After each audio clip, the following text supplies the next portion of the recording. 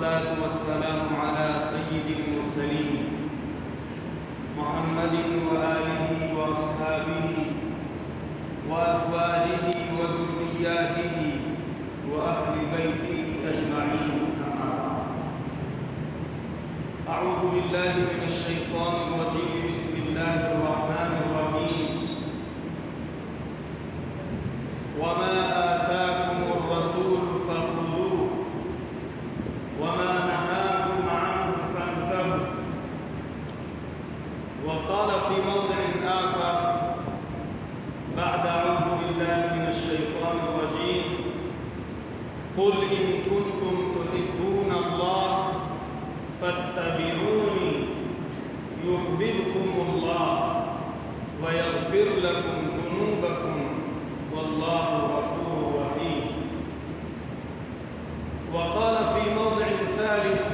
بعد أعوذ بالله من الشيطان الرجيم: فلا وربك لا يؤمنون حتى يحكموك فيما شجر بينهم ثم لا يجدوا في أنفسهم حرجا مما قضيت ويسلموا تسليما. صدق الله العظيم. وقال رسولنا وإمامنا محمد صلى الله عليه وسلم: لا يؤمن أحدكم حتى أكون أحب إليه من والده وولده والناس أجمعين، أو كما قال صلى الله عليه وسلم. محترم بزرگوں اور عزیز دینی اور ایمانی بھائیوں،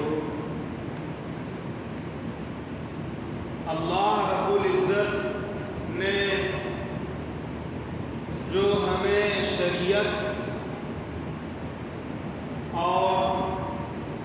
جو قانون عطا فرمایا ہے، اسی قانون میں عزت ہے، اسی قانون میں راحت ہے، اسی قانون میں سکون ہے، اسی قانون میں امن ہے، اسی قانون میں شانتی ہے، اسی قانون کے اندر جو مورل ویلیوز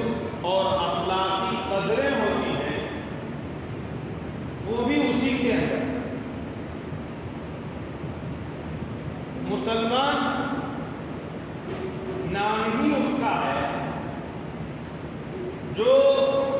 اللہ اور اس کے رسول کے حکم کے سامنے اپنے آپ کو جھکا دے اور سر تسلیم خم کر دے اور سرنڈر ہو جائے، اسی کا نام مسلمان. اگر آدمی اس میں اپنی خواہش، اپنی چاہت، اپنی مرضی اور اپنے موڈ کے حساب سے چلتا ہے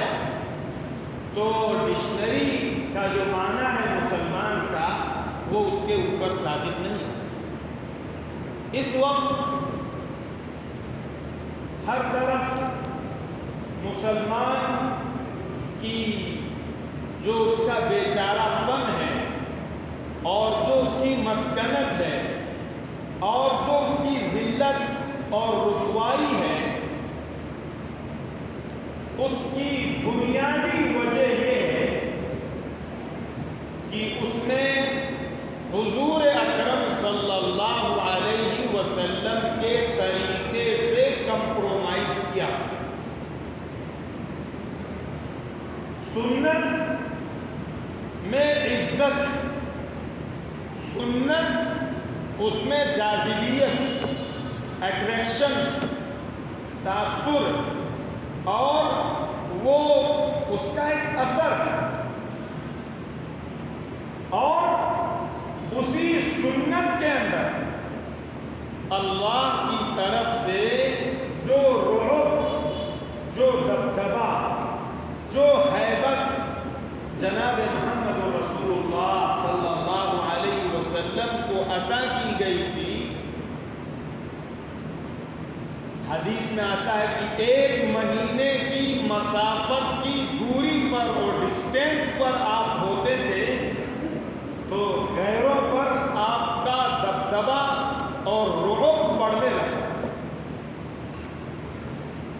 کو آپ نے فرمایا نصرت بالرعب، رعب کے ذریعے سے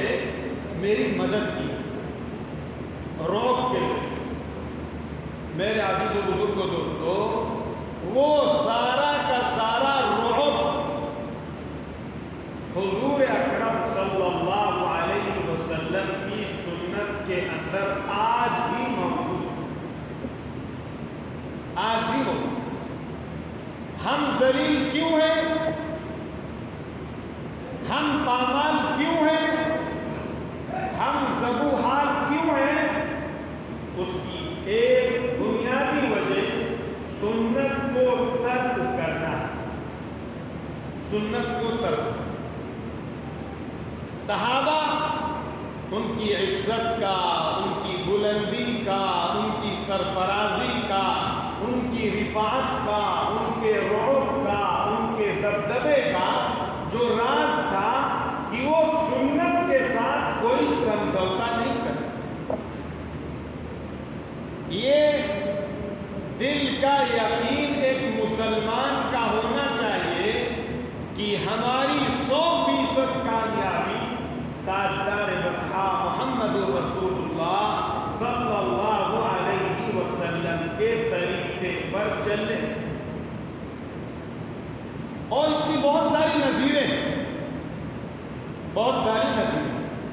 قرآن میں بھی اور احادیث کے اندر اللہ رب العزت نے جو بات ارشاد فرمائی وہ قیامت تک کے لیے، ایسا تو نہیں ہے کہ وہ صحابہ کے دور کے لیے تھی، آج کے لیے کچھ دوسرا ہوگا۔ آدمی کہتا ہے کہ صاحب زمانہ بدل چکا ہے، زمانہ ماڈرن ہو چکا ہے، زمانہ بہت آگے جا چکا ہے، اب اس موقع پر نعوذ باللہ اس سنت کی گنجائش نہیں، یہاں یہ موقع نہیں ہے اس سنت پر عمل کرنے کا۔ یہ بات نیری جہالت پر مبنی، اور یہ بات یہ بتا رہی ہے کہ اس کے دل کے اندر آقا صلی اللہ علیہ وسلم کی سنت پر عمل کرنے کا اور اس میں کامیابی کا یقین سے اس کا دل خالی، یقین سے اس کا دل خالی۔ اسی لیے قرآن میں اللہ رب العزت نے جو بات ارشاد فرمائی وَمَا آتَاكُمُ الرَّسُولُ فَخُذُوهُ، یہ کسی زمانے کے ساتھ، کسی کمیونٹی کے ساتھ اور کسی برادری کے ساتھ، کسی جو ہے علاقے کے ساتھ مخصوص نہیں، قیامت تک کے لیے اللہ کی طرف سے حکم ہے، اور رہتی دنیا تک کے آخری انسان کے لیے یہ حکم کیا ہے کہ جو کچھ تمہیں رسول دے، وَمَا آتَاكُمُ الرَّسُولُ، جو کچھ تمہیں رسول دے، اللہ کہتا فَخُذُوهُ، اسے پکڑ لو، اسے تھامے رکھو، اس کے اوپر جی جان نثار کرو، اس میں کامیابی کا یقین کرو، اور اس سے جڑے اور چمٹے اور چپکے رہو۔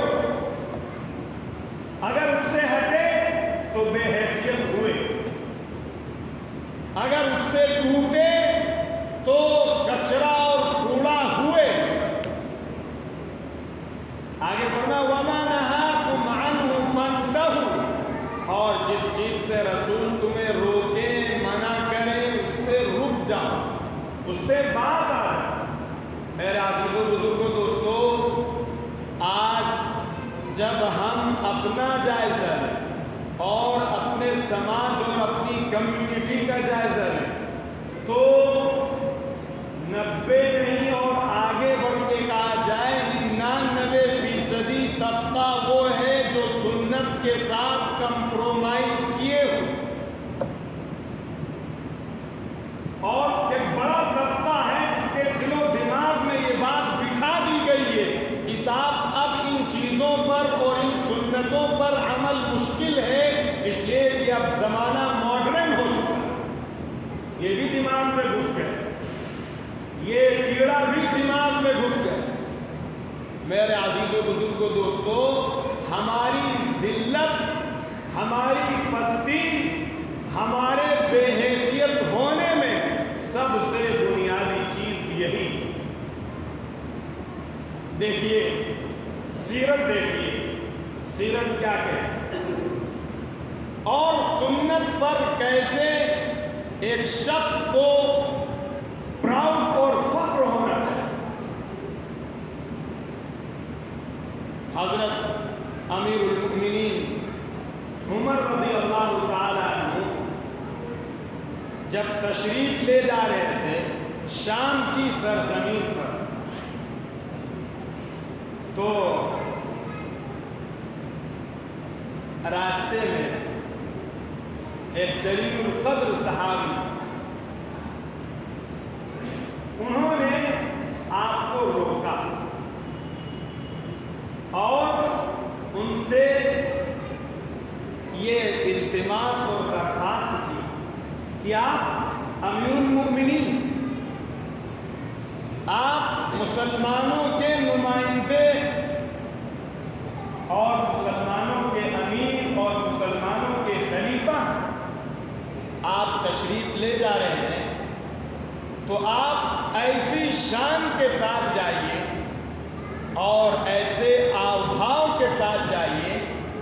جس کی بنیاد پر غیروں پر اثر ہو۔ دیکھیے پوری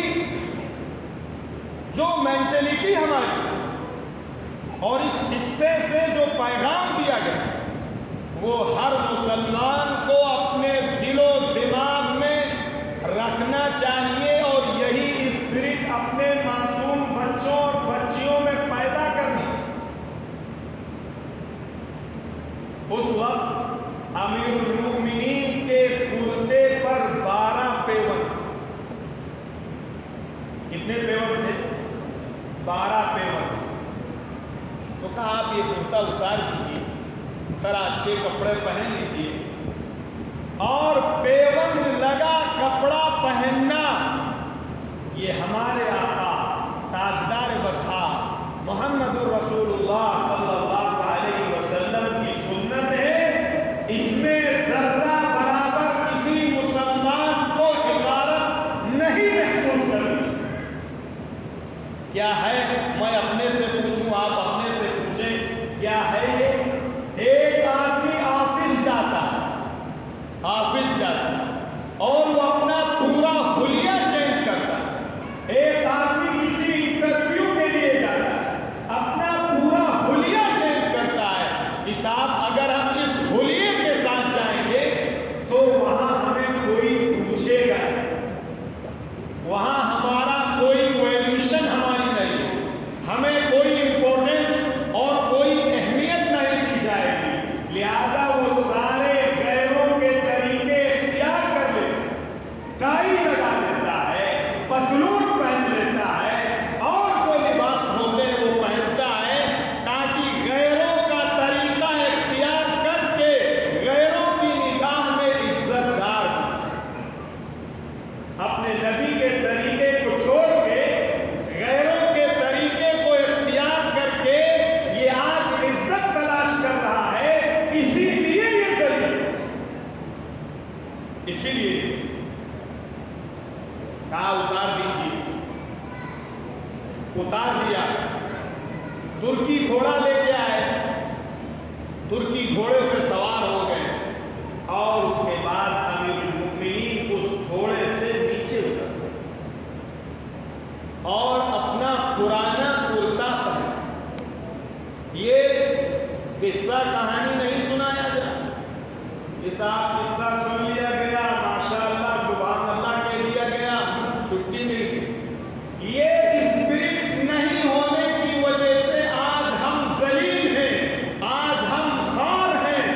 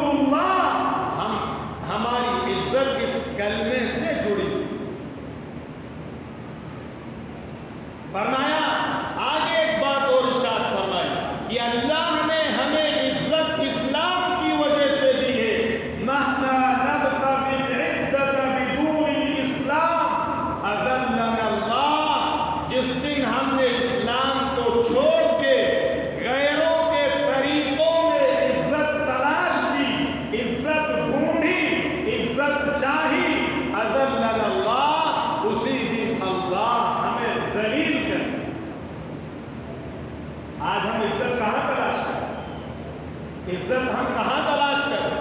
ہماری شادیاں کس کے طریقے پر، ہمارے آفس کس کے طریقے پر، ہمارے کپڑے کس کے طریقے پر،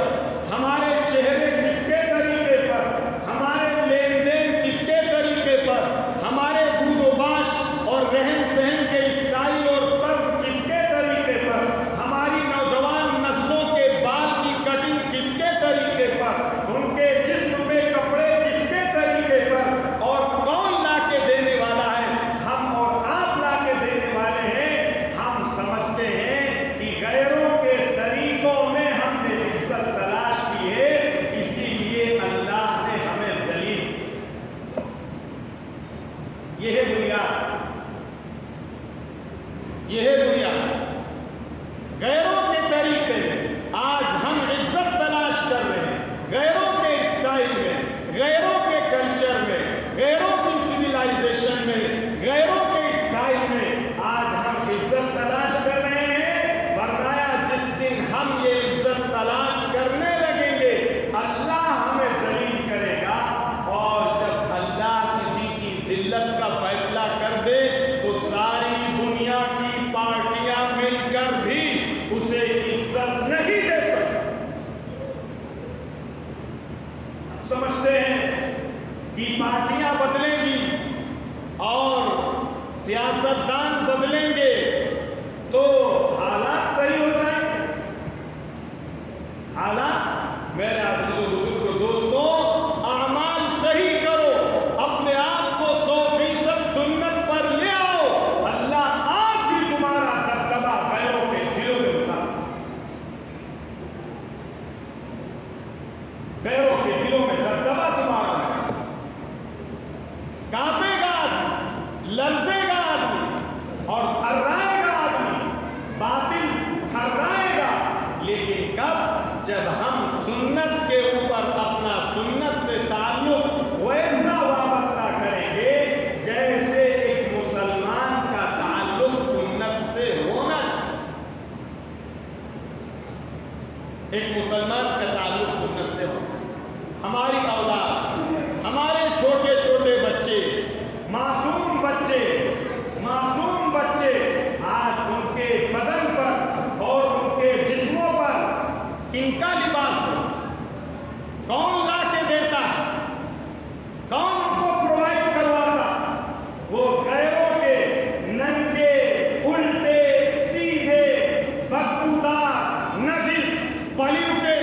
اور گھناؤنے لوگوں کے لباس ہم اپنے چھوٹے چھوٹے بچوں کو پہنا کر ہم یہ چاہتے ہیں کہ یہ نبی کے عاشق بن جائیں، قرآن کے عاشق بن جائیں، دین کے علمبردار بن جائیں، دین کے سپاہی بن جائیں، دین کا بول بالا کرنے والے بن جائیں۔ یہ خواب و خیال ہے، خواب و خیال ہے۔ فرمایا کیسے حضور اکرم صلی اللہ علیہ وسلم نے کیے لوگوں، تمہارے دل کے اندر غیروں کے طریقوں کی نفرت اور ان سے گھن اور ان سے جو انقباض طبیعت جو ہے انسان کی گھناتی ہے، وہ جذبہ تمہارے اندر ہونا چاہیے، چہ جائے کہ ان کے تھوکے ہوئے کو ہم چاٹنا شروع کریں، ان کی قے کو، ان کی الٹی کو آج ہم چاٹ کر اپنے آپ میں فخر محسوس کریں، ناز محسوس کریں، اپنے آپ کو ایڈوانس سمجھیں، اپنے آپ کو کلچر سمجھیں۔ اس سے زیادہ ذلت کی کوئی بات نہیں۔ فرمایا تھا وَأَن يَكْرَهَ أَن يَعُودَ فِي الْكُفْرِ كَمَا يَكْرَهُ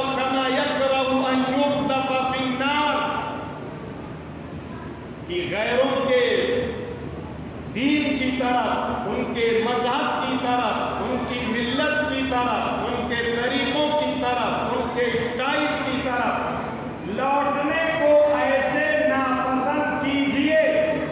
جیسے آگ میں ڈال دیے جانے کو ناپسند۔ بخاری اور مسلم کی روایت، آگ میں ڈال دیے جانے۔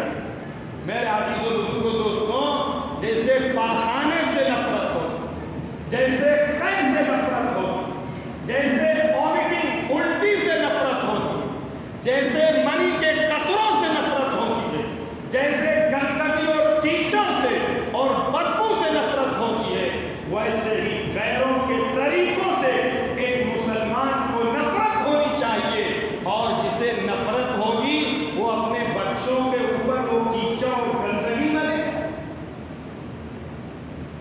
یہ دیکھیے آپ، یہ غور کیجیے، اور یہ دور اس بات کا ہے کہ اگر آپ سنت سے چمٹے رہے اور سنت سے اپنے آپ کو جوڑا اور سنت سے اپنا رشتہ مضبوطی سے جوڑا اور اپنے بچوں کے دلوں میں رسول اللہ کی محبت، آپ کے ساتھ تعلق، آپ پر مٹنے کا جذبہ، آپ کی اسٹائل پر پراؤڈ، آپ کے طریقے پر فخر، آپ کے طریقے پر ناز، اگر یہ اپنے بچوں میں نہیں بٹھایا تو وہ بچے کس وقت غیروں کی جھولی میں چلے جائیں، پھر آپ ماتم کرتے پھرے، آپ چیختے چلاتے پھرے، ہماری قوم کی بیٹیاں غیروں کے ساتھ چلی جائیں، پھر ہم اس پر دکھ کا اظہار کریں، وہ دکھ کا اظہار نہیں، وہ میرے عزیز و بزرگ دوستوں صرف مگرمچھ کے آنسو اور یہ بناوٹی صاف اظہار ہوگا، بلکہ کرنے کا جو کام ہے وہ یہ کہ ان بچوں کے دلوں میں ہم نے اپنے نبی کے ساتھ کیا رویہ اور کیا ان کے دلوں کے اندر بٹھایا ہے، یہ ہمیں اس وقت سوچنا ہوگا، بعد میں سوچنے کا کوئی مطلب نہیں۔ اس لیے یاد رکھیے اسے کہ آپ اپنے گھروں کے اندر تعلیم کا حلقہ قائم کیجئے اور اپنے بچوں کو وقت دیجئے، اپنے بچوں کو بٹھا کے ان کے ساتھ دینی اور اخلاقی اور رسول اللہ صلی اللہ علیہ وسلم کے طریقے والی عظمت اور محبت کا جو ایک طریقہ ہے وہ ان بچوں کے دلوں میں روز ازل سے پیدا کیجئے، کریٹ کیجئے اور اس کے اندر ان کے اندر وہ چیزیں ڈالیے۔ اگر نہیں ڈالا آپ نے تو پھر وہ میرے عزیز و بزرگ دوستوں کس کروٹ جا کے پلٹیں گے اس کی کوئی ضمانت نہیں دی جا سکتی۔ ایسا نہیں ہے کہ دیندار لوگوں کے گھروں میں صاحب جو ہے وہ صرف دین ہی دین ہے، وہ ہمیں مسجد میں دین دکھے گا، جمعہ دین دکھے گا، کوئی جوڑ اور صاحب اجتماع ہوگا تو دین دکھے گا، باقی گھر ہمارے وہ پورے کے پورے نصرانی اور یہودیوں کے طریقے پر جا چکے۔ چاہے آپ سروے کر لیجئے، دیکھ لیجئے، جائزہ لے لیجئے، اینالائسس کر لیجئے، جو کچھ کرنا ہے کیجئے، آپ دیکھیے اس وقت کی سب سے بڑی ضرورت کہ ہمیں بجائے اس کے کہ صاحب ہم ہنگامہ کریں، بجائے اس کے ایک بڑی خوش فہمی یہ پیدا ہو گئی ہماری قوم کے لوگوں کو کہ صاحب وہ سمجھتے ہیں کہ جب 12 ربیع الاول آئے تو گھر میں قمقمے لٹکا دیے جائیں، جب 12 ربیع الاول آئے تو ایک جھنڈی گھر میں کھڑی کر دی جائے، جب 12 ربیع الاول آئے تو جلوس نکال لیے جائیں، جب 12 ربیع الاول آئے تو کچھ پروگرام کر لیے جائیں رسمی اور رواجی، جب 12 ربیع الاول آئے تو کچھ تقریریں کروا دی جائیں، اور 12 ربیع الاول کے مہینے میں یہ قمقمے لٹکا کے، یہ تقریریں کروا کے، یہ جلوس نکال کے، یہ صاحب جھنڈے نکال کے، یہ جھنڈے گاڑ کے ہم نے اپنے نبی کی محبت کا حق ادا کر دیا، باقی پوری زندگی ہماری سنت کے خلاف، شریعت کے خلاف، نبی کے اخلاق کے خلاف، نبی کے عادات کے خلاف، نبی کے اقوال کے خلاف، نبی کی تہذیب کے خلاف، نبی کے کلچر کے خلاف، نبی کی اسٹائل کے خلاف، اور ہم نے صاحب حق ادا کر دیا 12 ربیع الاول میں پروگرام کر کے، بس یہ دھوکہ ہے۔ اس لیے آپ یہ یاد رکھیے کہ وقت کی سب سے بڑی ضرورت ہے کہ اپنے نبی کے ساتھ آج کیا دنیا میں اتنی بڑی تعداد میں مسلمان ہونے کے باوجود، اتنی بڑی تعداد میں مسلمان ہونے کے باوجود سب سے زیادہ گستاخیاں اگر کسی زمانے میں نبی کی شان میں ہوئی ہیں تو وہ یہ دور ہے۔ کیوں؟ اس لیے کہ جب ہم خود غیروں کی تہذیب کو پروموٹ کر رہے ہیں اور اس کو بڑھاوا دے رہے ہیں، اور ہم ان کی تہذیب میں ہم گویا کہ ان کی تہذیب کو اختیار کیے ہوئے ہیں، تو پھر ہمارا روب و دبدبا اور ہماری شان و شوکت میرے عزیز و بزرگ دوستوں ہم سے چھین ہر مسلمان کی یہ ذمہ داری ہے۔ قرآن کی جو میں نے آیات پڑھی میں ان کا ترجمہ کرتا ہوں، اسے سنیے۔ قرآن میں اللہ نے فرمایا اے نبی جی آپ کہہ دیجئے ان کنتم تحبون اللہ، اگر تم اللہ سے محبت کرتے ہو، اگر تمہارا دعویٰ ہے کہ ہم اللہ سے محبت کرتے ہیں، اللہ کو چاہتے ہیں، اللہ سے تعلق رکھتے ہیں، فاتبعونی تو تم میری پیروی کرو۔ اتباع کیا ہے؟ اتباع یہ نہیں ہے کہ صاحب جہاں جیسا ماحول ہو ویسا کیجئے، اس کا نام اتباع نہیں ہے۔ اتباع کا مطلب یہ ہے کہ ماحول کیسا بھی ہو ہم اپنے آقا کے طریقے پر ہوں گے، ماحول جیسا بھی ہو ہم اپنے آقا کی سنت پر ہوں گے، ماحول کتنا مخالف ہو ہم اپنے نبی صلی اللہ علیہ وسلم کے ایک طرز پہ ہم اسی پر رہیں گے، اس سے ہم 1 انچ نہیں ہٹ سکتے ہیں۔ یہ اتباع کا مطلب یہ کہہ کے کام نہیں چلے گا کہ برادری نہیں مانتی ہے، قوم نہیں مانتی ہے، لوگ نہیں مانتے ہیں، سماج ایسا ہو چکا ہے، ماحول ایسا ہو چکا ہے، زمانہ ماڈرن ہو چکا ہے۔ نہیں، یہ سب کچھ میرے عزیز و بزرگوں دوستوں اپنے آپ کو تسلی دینے کے یہ جملے ہیں۔ باقی یاد رکھیے اللہ نے نبی کے طریقے کو قیامت تک کے لیے اس کو اوپر مہر لگا دی ہے اور اسے قبول کر لیا ہے۔ اس کے علاوہ دوسرا کوئی طریقہ اگر مسلمان اختیار کرتا ہے تو وہ اپنے لیے ذلت کا سامان اختیار۔ اتنا بڑا عملہ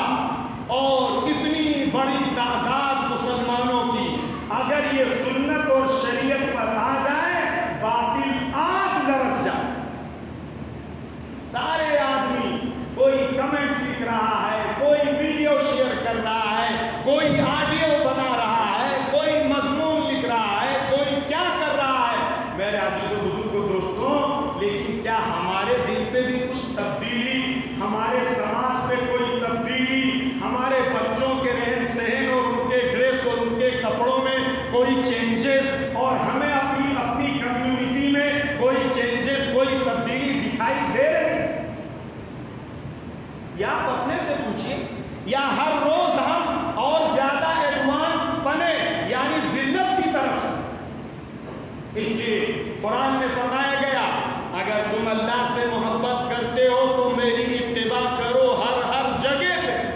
ہر میدان میں، ہر شعبے میں۔ آگے فرمایا کہ اگر ایسا کرو گے تو اللہ تم سے اللہ محبت کرے اور اللہ تمہارے گناہوں کو معاف کرے۔ اور دوسری قرآن کی آیت میں اللہ رب العزت نے قسم کھا کے یہ بات ارشاد فرمایا فَلَا وَرَبِّكَ لَا يُؤْمِنُونَ حَتَّى يُحَكِّمُوكَ فِيمَا شَجَرَ بَيْنَهُمْ، کہ تمہارے پروردگار کی قسم وہ لوگ مومن نہیں ہو سکتے جب تک کہ وہ لوگ آپ کے فیصلے کو اپنے اوپر نافذ نہ کر لیں اور آپ کے فیصلے کو سر اور آنکھ اور دل اور دماغ پر رکھیں، وَيُسَلِّمُ تَسْلِيمًا، اور جو کچھ آپ کی سنت، آگے فرمایا وَلَا يَجِدُ حَرَجًا مِّمَّا قَضَيْتَ، اور جو آپ کی سنت ہے، جو آپ کا فیصلہ ہے، اس فیصلے کے تعلق سے اپنے دل میں کوئی تنگی نہ پائے، یعنی سنت کے اندر ادنا حقارت نہ محسوس کرے۔ اگر آپ نے گدھے پر سواری کی ہے تو گدھے پر سواری کرنا اور BMW اور مرسیڈیز اور اس سے اعلیٰ قسم کی جو گاڑیاں ہیں اس پر بیٹھنے کے مقابلے میں بیٹھے آپ، میں فتویٰ نہیں دے بیٹھے، لیکن یہ ضرور کہتا ہوں کہ اسے گدھے کی سواری اپنے آقا کی محبت میں عزیز ہونی چاہیے کہ ہمارے نبی بیٹھے تھے اس لیے ہمیں عزیز یہ ہے، اور اس سے زیادہ عزیز یہ سواری ہونی چاہیے۔ کیا ہے ایسا؟ یہ میں اپنے سے پوچھوں، آپ اپنے سے پوچھئے۔ فرمایا اسی لیے وَلَا يَجِدُوا فِي أَنفُسِهِمْ حَرَجًا مِّمَّا قَضَيْتَ، کسی سنت کے تعلق سے اور ادنا ادنا جھیل، ادنا ادنا اس میں شرمندگی نہیں محسوس ہونی چاہیے، بلکہ ناز اور فخر کے ساتھ اپنے نبی کے طریقے کو اختیار کرنا چاہیے۔ وَيُسَلِّمُ تَسْلِيمًا، اور اپنا سر اپنے آقا کے حقوق کے سامنے جھکا۔ کوئی کچھ پوچھے، کوئی کچھ کہے تو وہ کہہ دے کہ دنیا کو کچھ بھی عزیز ہو، دنیا کو کچھ بھی پیارا ہو، دنیا کو کوئی تہذیب عزیز ہو، لیکن مجھے اپنے آقا کا طریقہ محبوب ہے، مجھے اپنے آقا کی سنت عزیز ہے، مجھے اپنے آقا کی ایک ایک ادا اور اپنے آقا کی ایک ایک ادا ہمیں اسی پر مرنا اور مٹنا ہے۔ جس دن ہماری کمیونٹی کے اندر یہ جذبہ آئے گا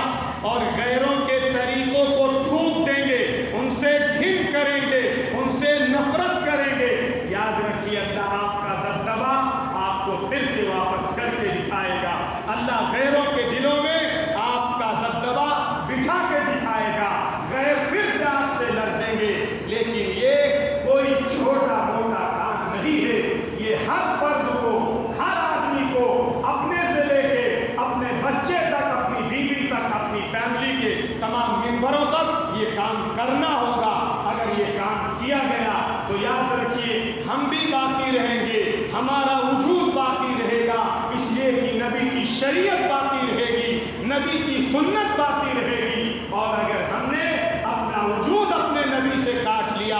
اپنے آپ کو اپنے نبی سے الگ کر لیا، تو ہمارا بھی وجود داؤں پر لگ گیا ہے اور ہمارا وجود بھی ختم کر دیا جائے گا۔ اس لیے میں بھی، آپ بھی، ایک ایک مسلمان کو بھی اپنے نبی کے طریقے کو پڑھ کے ایک ایک سنت کی محبت اور اپنی زندگی کے اندر اسے اتارنے کی فکر کیجیے۔ اللہ تعالیٰ مجھے بھی توفیق عطا فرمائے اور ایک ایک امتی کو عمل